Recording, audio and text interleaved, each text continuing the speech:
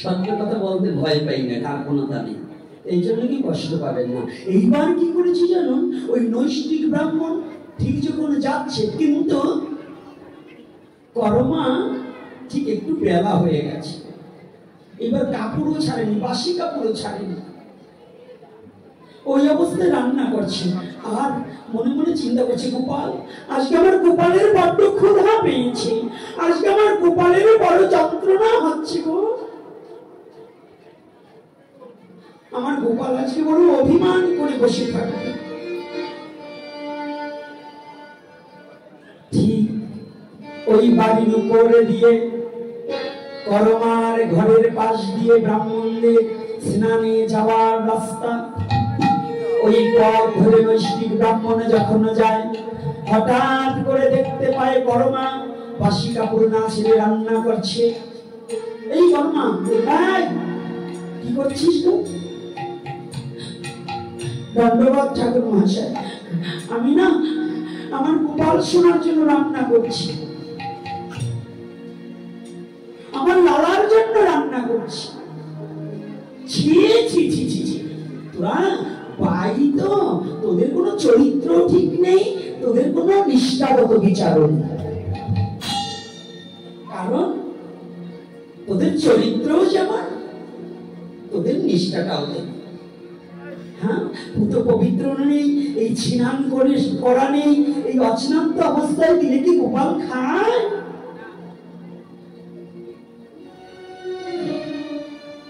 পরমানন্দরে ধিক্কার লেগেছে। ঠাকুর, তুমি একটিবার বলে দাও, কেমন করে রান্না করলে আমার গোপাল সোনা খাবে? তাহলে এতদিন আমার গোপাল এত কষ্ট করছে। আগে স্নান করতে হবে, পুত পবিত্র হতে হবে, উনুন লাগতে হবে, তারপরে রান্না করে তারপরে ভোগ লাগাতে হবে। চলে গেছে। পরের দিন করমা দূর হতে নৃত্য গীত করে এসে জমিদার বাড়ি থেকে আসতে আসতে বেলা 1-2 বেজে গেছে, রান্না করে স্নান করে ভোগ লাগাতে। কিন্তু প্রতিদিন যে সকালে সেবা দেয় করমা, গোপাল এখানকার সেবা পেয়ে করমার হাতে সেবা করে ওই বৃন্দাবনের পূজারীর হাতে গিয়ে গোবিন্দ মন্দিরে প্রসাদ পায়। আজকে করমা দেয়নি, গোপালের খুব ক্ষুধা লেগেছে। করমা ঠিক আজকে অনেক টাইম হয়ে গেছে, ওই টাইমের সময় ভোগ লাগাতে দেরি হয়ে গেছে, গোপালের খুব কষ্ট হয়েছে। রাতের বেলায় যখন করমা আজকে কোনো নৃত্য নেই, আজকে রাতে ঘুমিয়েছে, গভীর রজনী যখন হয়েছে,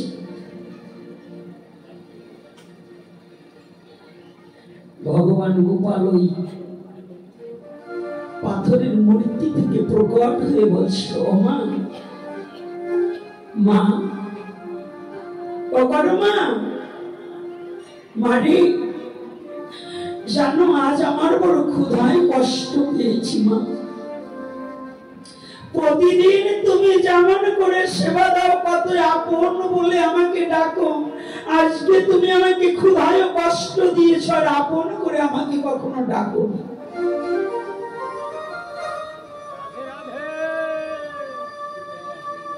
ও মা, তুমি কথা দাও, তুমি আমাকে আর কষ্ট দেবে না। কথাটা কি বুঝতে পেরেছি? অনন্ত কোটি ব্রহ্মাণ্ডের যে আহার যোগায় সেই ভগবান আজ বলছে আমার বড় কষ্ট হয়ে গেছে। অনন্ত কোটি জীবের বদনে যে আহার তুলে দেয় সেই ভগবান বলছে, মানে আমার আজ বড় কষ্ট হয়ে গেছে। কথাটা চিন্তে ভাবতে হবে যে অনন্ত কোটি ব্রহ্মাণ্ডটাকে নিয়ন্ত্রণ করছে সেই ভগবান বলছে আমার বড় কষ্ট হয়ে গেছে। করমার বাৎসল্য প্রেমে ভগবান এমন বাধা পড়েছে, যে আজ পাথরের মূর্তি থেকে প্রকট হয়ে বলছে, ও মা,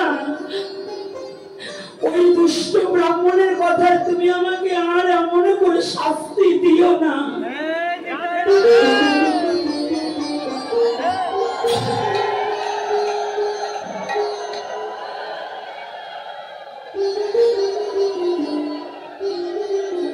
জানো মা,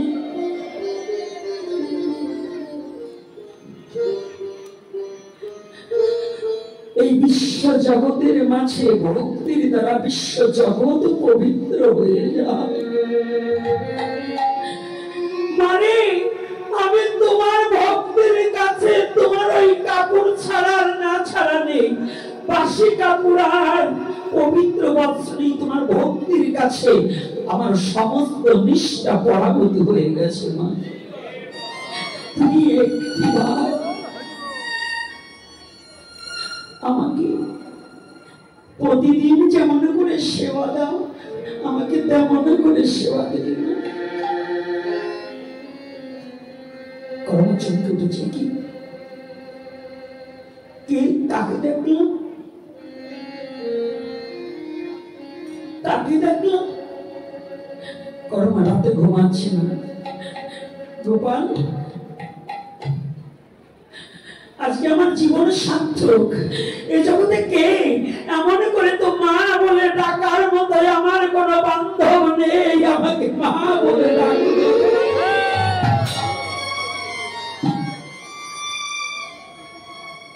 ও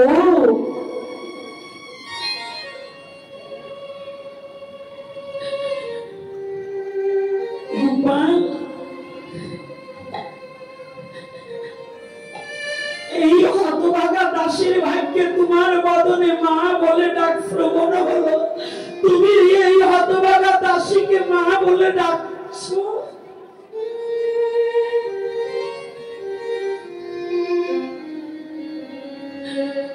জানো গোপাল, আজ যখন মা বলে আমাকে ডেকেছো,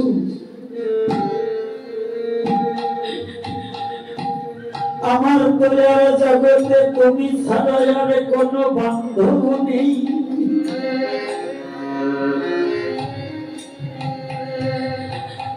আমি বুঝতে পেরেছি তুমি ছাড়া আর কেউ আমাকে মা বলে ডাকেনি।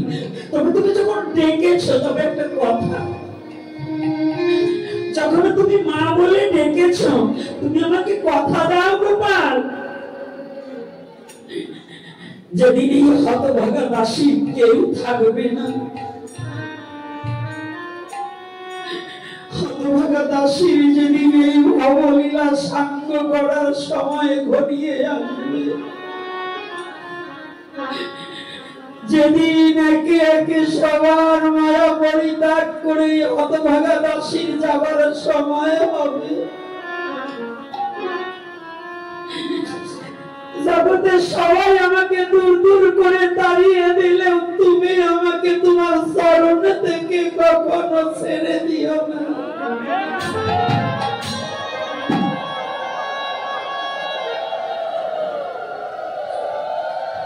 আমাকে একটিবার তোমার চরণে জায়গা দিও। জানো গোপাল,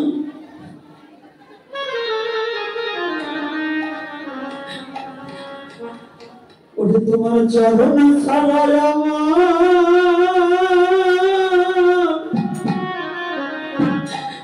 আর কি তোমার চরণ ছাড়া কি আছে, ওটা তোমার চরণ ছাড়া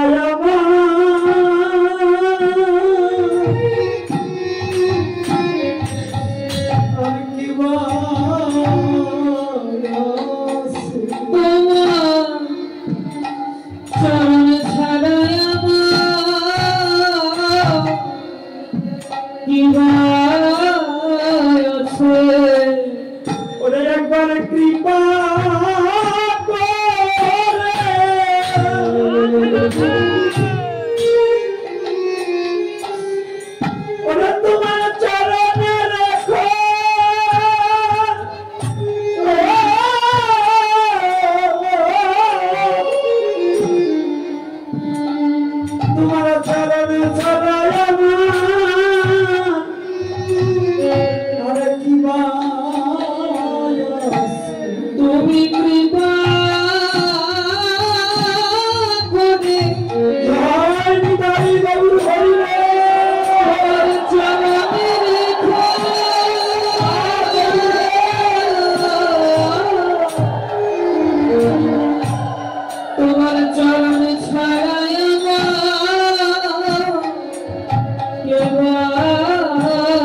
আছে।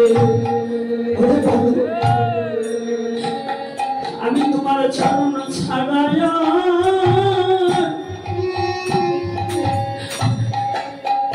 আর কোথায় যাব?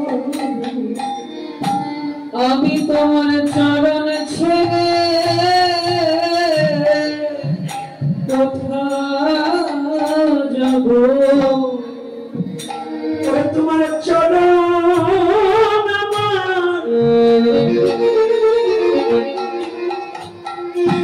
ওরে একমাত্র সম্বল।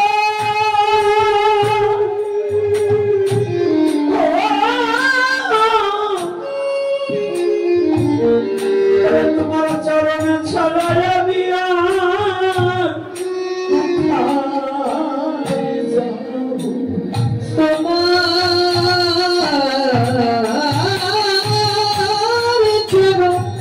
আমার একমাত্র সম্বল, একমাত্র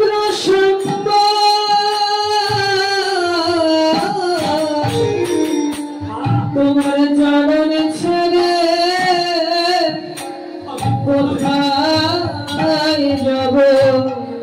ওরে তুমি একবার কৃপা করে ওই চরণে আমার জায়গা দিও। তোমার ওই চরণে আমার জায়গা দিও। এটা শুধু পরমার প্রার্থনা নয়, প্রতিটা জীবের প্রার্থনা হওয়া উচিত। আমাদের একমাত্র ভগবানের চরণে ভিন্ন আর কোন দাঁড়াবার জায়গা নেই, পরাণ চূড়াবার আর কোন জায়গা নেই।